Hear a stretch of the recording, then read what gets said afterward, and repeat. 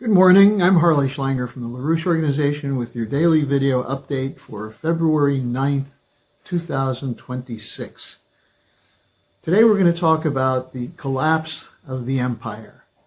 And it's happening really quickly. It's starting to unfold in an interesting way in Great Britain, in the city of London, where the Epstein scandal has taken a major casualty, namely that of the Starmer government's controller, Morgan McSweeney. Now, McSweeney is an operative of the Lord Peter Mandelson network, which is controlled by Tony Blair. This is the so-called liberal imperial empire, liberal imperial policy that has been imposed from Britain for the last century and a half or 2 centuries.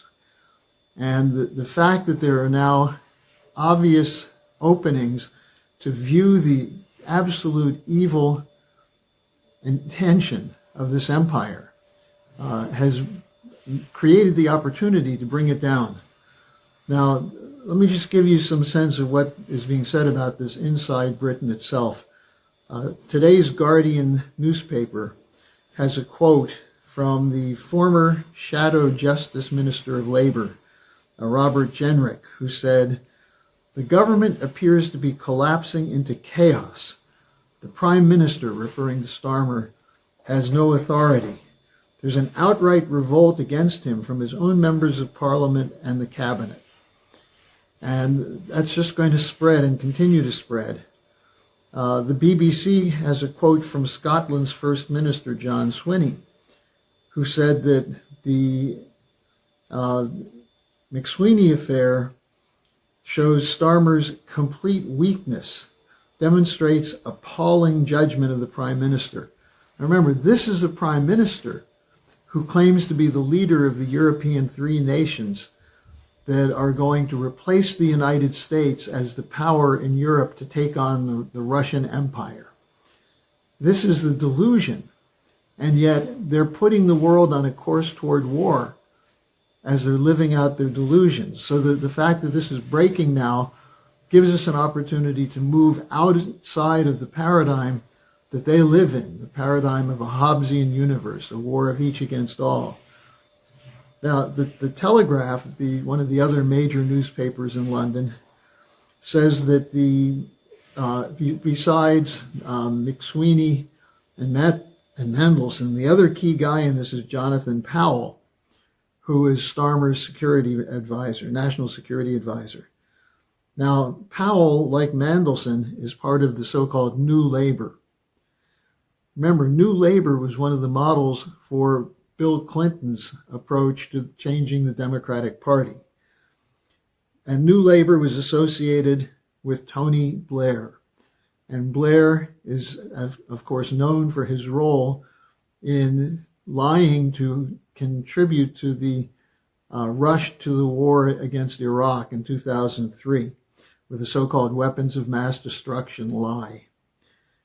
Now, Jonathan Powell, who was an advisor to Blair and now to Starmer, is one of the key guys behind the British policy of using terrorists, that is, support of ISIS and Al-Qaeda, to overthrow regimes in the Arab world, as they just did in Syria. Now, with all this happening, with the resignation of McSweeney, the question, will Starmer be next? What about this whole Blair network? A spokesman for the government said, there will be no change in policy. That's the whole point. That's how this empire has dealt with these problems over the many years. As LaRouche said, they have a commitment to a policy, a plan A, but they always have a plan B and even a plan C in the back pocket in case plan A doesn't work. Now, the most important thing here is that McSweeney is known for the strategy of the Labour Party, which overturned the 14 years of Tory rule and brought Starmer into 10 Downing Street. But that the key to that was this idea of a middle road, the idea of neither left nor right, but imposing an imperial policy internationally. And Mandelson was appointed. Mandelson is a guy who's been through one scandal after another. But the most recent case is his relationship, his extremely close relationship with Jeffrey Epstein. And this is what led to his downfall. Now, do you think that Starmer did not know of Mandelson's connection to Epstein when he appointed him as ambassador to the United States? No, it was intentional. He was going in as an Epstein operative who could be a Trump whisperer, as British ambassadors often are, to try to control the American president through the flooding the zone, as a former ambassador put it. Now, McSweeney is credited with the strategy that got Starmer into office. And he worked with Starmer to oust Jeremy Corbyn, who had been the previous Labour leader. And what was the strategy they used in that? To accuse Corbyn of being an anti-Semite because he was not a Israel First candidate. So what we're seeing here is the combination of NATO, of Zionism, of the British Empire as a political force, including the ability to control the global financial system, because that's what's really ultimately the issue. And Starmer's loyalty has always been to Blair and the empire. So the question that this poses as we see the shakiness of the British government is, what does this mean for the United States? Will the American people address the blatant corruption, including the evil treatment of young girls by the Epstein network, the sexual predation, and rule by backroom deals? Will the American people finally step up and say, this is not our republic and we're not going to tolerate it? So the question that we have to look at, and we'll be doing this over the next days, is why is this happening now? It's because the empire is collapsing now. The global financial dictatorship of central banks, of financial speculation is collapsing. They can't save it, except through war and spending on defense. And they're threatened by the emergence of anti-colonial leaders in the global south, typified by the BRICS, which is partly global south, India, Brazil, China, but also Russia, increasingly nations of the Middle East, and it should be joined by European nations in the United States. The BRICS are defending sovereignty and economic development.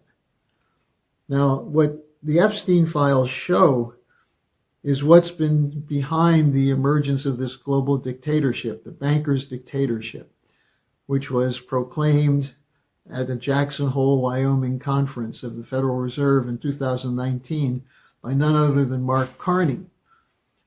What Carney said is that it would be essentially controlled by central banks, which are private, which are not part of the government, not controlled by representatives of the people, but controlled by technicians who act on behalf of global corporate cartels. That's what this fight is about. Will we continue to drift into a world where your Congress is nothing but a bunch of yes men for whoever pays them?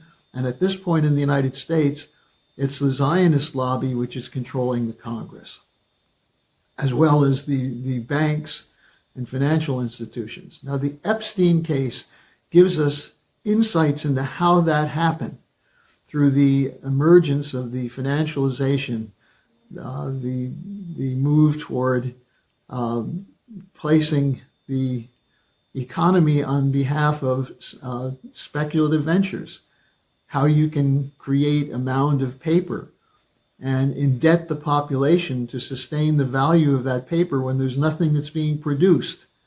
The retreat from the American physical economy as defined by LaRouche into a form of financialization.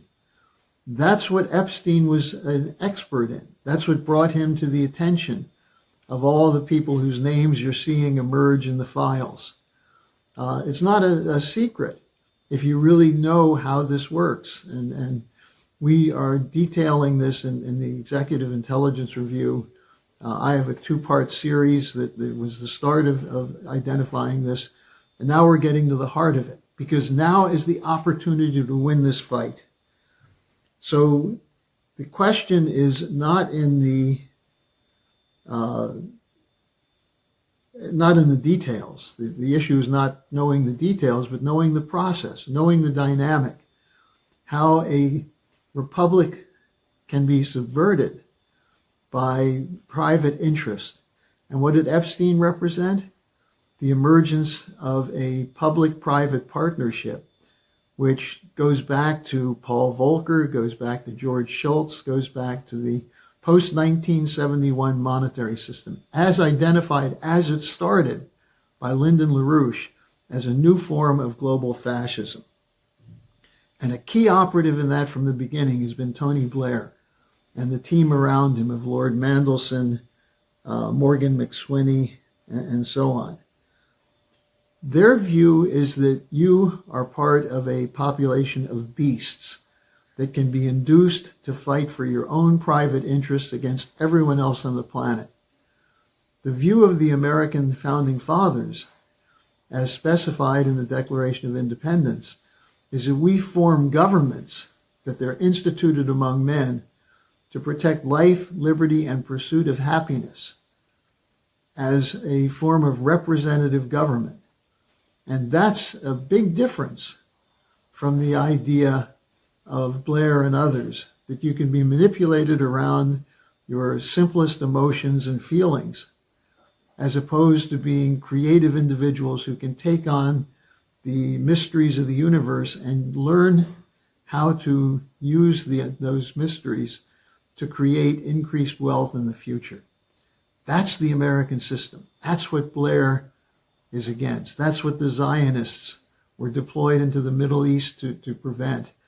An emergence of a global South united with the Europeans and the United States.